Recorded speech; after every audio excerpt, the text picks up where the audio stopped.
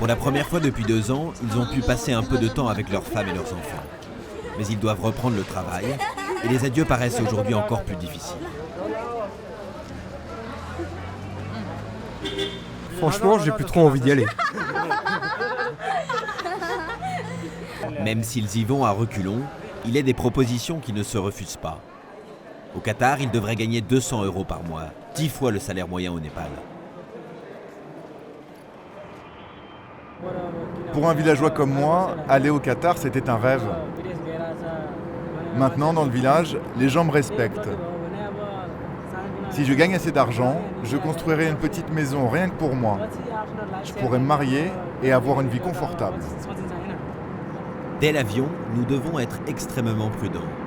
De nombreux journalistes étrangers enquêtant sur les travailleurs du Qatar ont déjà été arrêtés et emprisonnés. Des hôtels, un métro, tous ces projets ne pourraient voir le jour sans les travailleurs étrangers. Ils représentent aujourd'hui 80% de la population. Une majorité écrasante, mais tenue au silence. On arrive. À l'atterrissage, nous avons suivi Vinod. Le logement attribué par son entreprise est l'un des rares à ne pas être surveillé. Oh, salut mon pote, ça va bien? Avec ses compagnons, il accepte de prendre ce risque pour témoigner de leurs conditions de vie au Qatar. Un 2 pièces cuisine vétuste et infesté d'insectes, où s'entassent une vingtaine d'ouvriers. Vous voyez le plafond? Il va s'effondrer. On a dû mettre du scotch pour qu'il tienne.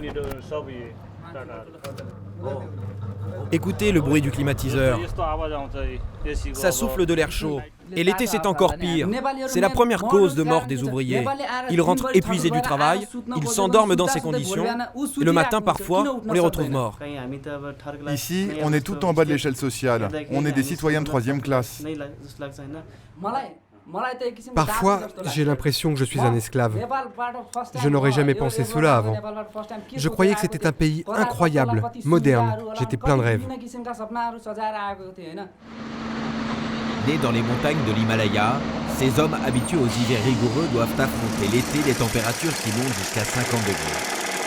Fatigue, déshydratation, hyperthermie, un cocktail explosif lorsqu'il est combiné aux efforts physiques de ces nouveaux forçats.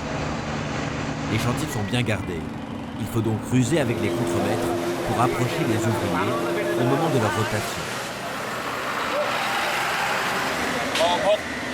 C'est très dur, on a mal partout. On doit porter des charges très lourdes du matin au soir. Après avoir travaillé 12 heures, on doit encore faire 2 heures de plus.